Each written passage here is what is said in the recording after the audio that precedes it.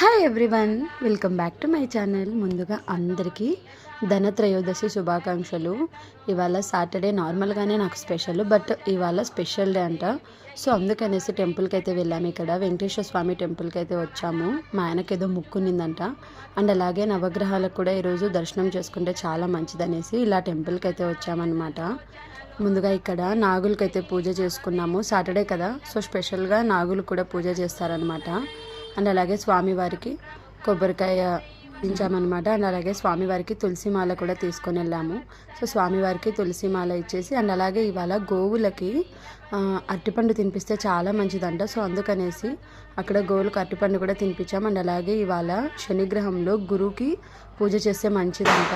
So అక్కడ కూడా పూజ చేసుకొని రిటర్న్ వచ్చేటప్పుడు ఇలా ఫ్రూట్స్ అండ్ వెజిటేబుల్స్ అయితే తీసుకొని ఇంటికి అయితే వచ్చేసామన్నమాట. సో మీరు ఎలా జరుపుకున్నారు ఇవాళ? కమెంట్ సెక్షన్లో చెప్పండి. బాయ్.